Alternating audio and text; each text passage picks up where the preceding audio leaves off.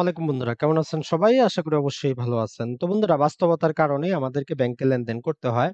কিন্তু বাংলাদেশে ব্যাংকগুলোর যে অস্থির অবস্থা, ব্যাংকগুলো দেউলিয়া হয়ে যাওয়া, ব্যাংকগুলোতে অস্বাভাবিক লেনদেন এবং ঋণ খেলাপি বৃদ্ধি পাওয়ার কারণে যারা আমানতকারী আছি, ডিপোজিটার আছি, যারা টাকা পয়সা জমা রাখি, এফডি করি, সেভিং অ্যাকাউন্ট করি, লেনদেন করি, তারা আমরা ভীত সন্ত্রস্ত থাকি যে আসলে কোন ব্যাংকটাতে আমরা অ্যাকাউন্টটা করব। তো নরমালি বাংলাদেশে বর্তমানে ৬১ টা ব্যাংক আছে। আইনগতভাবে আপনি চাইলে ৬১ টা ব্যাংকে একটা করে saving account, current account, FD করতে পারেন। কোনো সমস্যা নেই।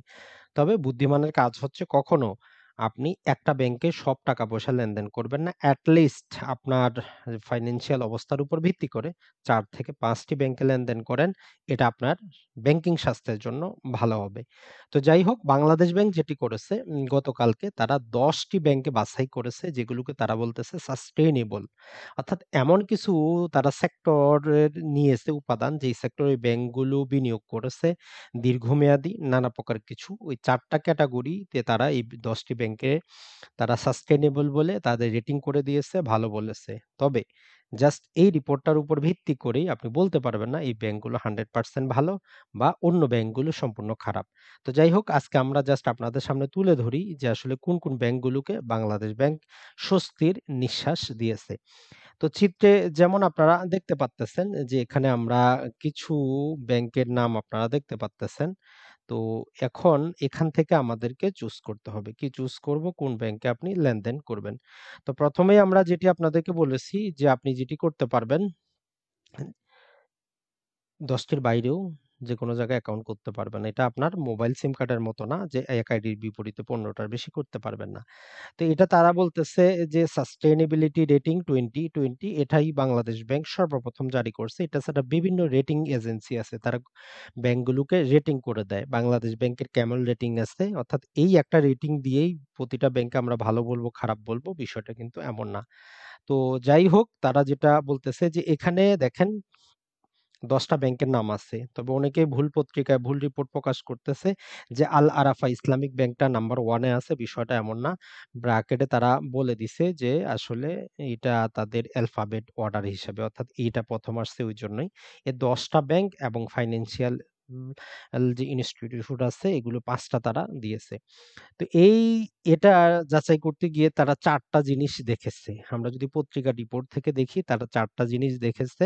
সেই ৪ টা জিনিসও যদি জাস্ট আমরা একটু যাচাই করে নিই সেটাও আমাদের জন্য ভালো হয় যে আসলে তারা কি জিনিসগুলো যাচাই করেছে। না হলে অনেকে আবার কনফিউশন এ থাকবেন যে আসলে বাকি ব্যাংকগুলো মনে হয় খারাপ হয়ে গেল। তো আমরা যদি এখানে দেখি জাস্ট সেরা ১০ টি আমরা সেরা ব্যাংক 2021 যদি আমরা দেই হয়তো আসতে পারে। আপনারা কিন্তু Google এ সার্চ করলে এই লিস্টটা পাবেন। জাস্ট আমি একটু বের করে নিচ্ছি। 'প্রথম আলো' সহ নানা প্রকার পত্রিকায় কিন্তু দিয়েছে। তো আমরা জাস্ট একটু দেখে নেই। এই তো বাংলাদেশ ব্যাংকের বিবেচনায় সেরা ১০ টি ব্যাংক। এখানে আপনারা দেখতেই পারতেছেন যে এখানে। তো তাদের বিবেচনার মূল বিষয়টা জাস্ট আমরা আপনাদেরকে একটু দেখানোর জন্য এখানে নিয়ে এসেছি। তারা ৪ টি সূচককে যাচাই করেছে। টেকসই সূচকের মধ্যে তারা যেটি করেছে সবুজ পুনঃ অর্থায়ন, অর্থাৎ প্রকৃতিটাকে সবুজ রাখার জন্য যে গ্রিন রিফাইন্যান্স যেটা আছে সেটা কতটা করেছে, সামাজিক দায়বদ্ধতা কার্যক্রম তারা কতটা করেছে, যেটাকে তারা বলতেছে সিএসআর, আর মূল ব্যাংকিং কার্যক্রম টেকসই ক্ষমতা, কোর ব্যাংকিং সাস্টেইনেবিলিটি কোন ব্যাংকের ভালো। এইটার উপর ভিত্তি করে তারা কিন্তু এই রিপোর্টটা দিয়েছে। তাই এই রিপোর্টটাকে আমরা 100% জেনুইন বা এটা দিয়ে ব্যাংকের যে যাবতীয় যেই অবস্থা এটা কিন্তু আমরা যাচাই করতে পারতেছি না। তারপরেও তারা যেহেতু দিয়েছে আমরা জাস্ট আপনাদের সামনে একবার তুলে ধরি। ১ম এই আছে আল আরাফা ইসলামিক ব্যাংক। তাই বলে এটা ১ নাম্বার এমন না। এটা হচ্ছে তার ১০ টার মধ্যে একটা। তারপরে ব্যাংক এশিয়া এটা একটা আছে, ব্রাক ব্যাংক এটাও আছে, ডাচ বাংলা ব্যাংক আছে, Exim bank, Islamic bank Bangladesh limited, mutual trust bank, prime bank, city bank এবং ইউনাইটেড কমার্শিয়াল ব্যাংক। এই ১০ টা ব্যাংক তাদের এই সাস্টেইনেবিলিটি রেটিং 2020 এর মধ্যে এসেছে।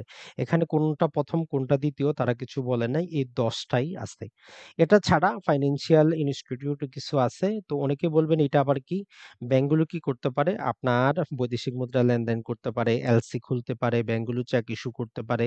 কিন্তু এই যে ফাইন্যান্সিয়াল ইনস্টিটিউশন আছে এগুলো এই কাজগুলো করতে পারে না। বৈদেশিক মুদ্রা লেনদেন করতে পারে না, তারা চেক ইস্যু করতে পারে না। নানা প্রকার রেস্ট্রিকশন আছে।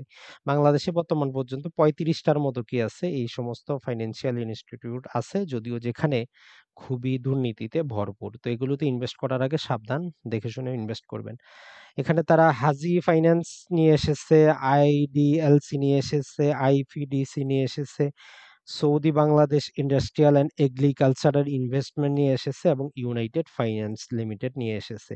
যদিও আমরা অনেকেই বুঝি না এই ফাইন্যান্সিয়াল যে আর্থিক প্রতিষ্ঠানগুলো, তো এটাই বললাম আর্থিক প্রতিষ্ঠানগুলো চেক ইস্যু করতে পারে না, বৈদেশিক মুদ্রা লেনদেন করতে পারে না, তারা যে আপনার এলসি খুলতে পারে না, তারা বিভিন্ন প্রকার বিনিয়োগ করে এদের কাছে আপনি মেয়াদি হিসাবে টাকা জমা রাখতে পারেন, নানা প্রকার কিছু। আর এখন এই যে ব্যাংকগুলো আছে এই ব্যাংকগুলোতে বাংলাদেশ ব্যাংকের আমরা সর্বশেষ পরিপত্র দেখেছি যে আপনি সেভিং অ্যাকাউন্ট তারা কোডিফাইড করে দিয়েছে যে ৳৫০০ সেভিং অ্যাকাউন্ট আপনি করতে পারবেন। এখন যদিও বিভিন্ন ব্যাংকে বিভিন্ন রকম আছে। এখন আপনি বলবেন যে ভাই কোন ব্যাংকে আমরা অ্যাকাউন্ট করব? তো কথা হচ্ছে বাংলাদেশে যেহেতু ৬১ টা ব্যাংক আছে আমরা ১ম এই বলেছি আপনি প্রতিটাতে একটা করে অ্যাকাউন্ট করেন কোনো সমস্যা নাই। এটা ছাড়া এখানে ১০ টা আছে যেকোনো ৪ টাতে করেন কোনো সমস্যা নাই। আপনার ব্যাংকটা যদি দেউলিয়া হয়, বন্ধ হয়, তাহলে এখন পর্যন্ত যে ইন্সুরেন্স এটা মাত্র ৳১,০০,০০০ ই। আর আপনার ব্যাংকটার যাবতীয় অ্যাসেট লায়াবিলিটি হিসাব করে যদি সেখানে টাকা থাকে তবেই আপনি পাবেন। যদি কম থাকে কম পাবেন।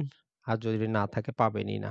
তো এর জন্য এক ব্যাংকে আপনার টোটাল যেই ইনভেস্টমেন্ট আছে সেটা এখানে দিয়ে কিন্তু আপনার লাভ হবে না। তো এই ১০ টা ব্যাংকের মধ্যে দেখেন আল আরাফা ইসলামিক ব্যাংক, এটাও একটা Islamic bank. Islamic bank Bangladesh limited, এই ২ টা এক্সিম ব্যাংক, ৩ টা ব্যাংকই কিন্তু ইসলামিক ভাবধারার। আমরা পূর্বেই বলেছি ইসলামিক ব্যাংকগুলো বাংলাদেশ ব্যাংক থেকে বিভিন্ন প্রকার সুযোগ সুবিধা পায় এবং যেটা হয় সেটা হচ্ছে যে যেহেতু ডিপোজিটার বেশি থাকে, নরমালি ব্যাংকটা ভালো করার ২ টা সূত্র। একটা হচ্ছে ডিপোজিটার যারা আছে, আমানতকারী যারা আছে তারা যদি ব্যাংকটাকে বিশ্বাস করে, তারা যদি বেশি পরিমাণ আমানত রাখে, আর ব্যাংকের এনপিএ নন পারফর্মিং অ্যাসেট যেগুলো আছে, অর্থাৎ ব্যাংক যত টাকা ঋণ দিল, সেই ঋণটা যদি সে কি করতে পারে সেখান থেকে উঠিয়ে নিয়ে আসতে পারে, তাহলে ওই ব্যাংকটা ভালো করবেই। বাকিটা কোন দিকে যাক দেখার বিষয় না। কারণ আমানতকারী যত বেশি হবে, ব্যাংক যত লোন দিবে, লোন থেকে যত বেশি সে লোনটাকে উদ্ধার করতে পারবে, তত তার ব্যাংকটা ভালো করবে। তো এটাই হচ্ছে মূল সূত্র ব্যাংকিং ব্যবস্থার। আর আমরা যেটি দেখেছি যে এখন থেকে ব্যাংকগুলো যেটি করতে পারবে না সেটা হচ্ছে মূল্যস্ফীতি বা দ্রব্য মূল্যের ঊর্ধ্বগতির চাইতে কমে সুদ দিতে পারবে না। সেই হিসাবে আপনি ধরে নিতে পারেন ৫.৫% এর উপরে এখন থেকে ব্যাংকগুলো সুদ দিতে বাধ্য থাকবে। আর ৯% এ তারা ঋণ দিবে।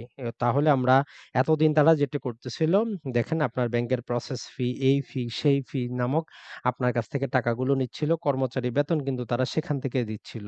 কিন্তু তারা ৯% এ আপনাকে কি করতেছিল? অর্থাৎ ৳১,০০,০০০ ৳৯,০০০ তারা আপনার কাছ থেকে নিচ্ছিল। আর যারা টাকাগুলো জমা রেখেছে তাদেরকে দিচ্ছিল মাত্র ৩,০০০। তো মাঝখান দিয়ে প্রতি লাখে ৬,০০০ করে কিন্তু তাদের প্যাকেটে ঢুকাচ্ছিল। তো এজন্য করোনার মধ্যেও আপনি ব্যাংকগুলোর রিপোর্ট দেখবেন সব ব্যাংক কিন্তু মুনাফায় আছে। মেক্সিমাম যে ব্যাংকগুলো ভালো করতেছে সবাই মুনাফায় আছে। কিন্তু দিন শেষে যারা আমানতকারী ডিপোজিটার এদেরকে দেওয়া হচ্ছে যে দ্রব্যমূল্যের যে ঊর্ধ্বগতি মূল্যস্ফীতির চাইতে কম দেওয়া হচ্ছে। তো এইজন্য বাংলাদেশ ব্যাংক এখানে একটা হস্তক্ষেপ করেছে। যদিও ব্যাংকগুলোর যারা শেয়ার হোল্ডার আছে তারা আপত্তি করেছিল। তবে কিছু করার নাই। বাংলাদেশ ব্যাংক বলেছে আপনারা এটা মানতে বাধ্য। তো যাই হোক, এই ব্যাংকগুলোর মধ্যে আপনি যদি অ্যাকাউন্ট করতে চান আপনাকে আমি এই রিকোয়েস্টটা করব। ১ম এ হচ্ছে ইসলামিক না নন ইসলামিক সেটা আপনার বিবেচ্য বিষয় হওয়ার কথা না। কারণ বাংলাদেশে প্রকৃতপক্ষে ইসলামিক ব্যাংক 100% কোনো কিছুই নেই।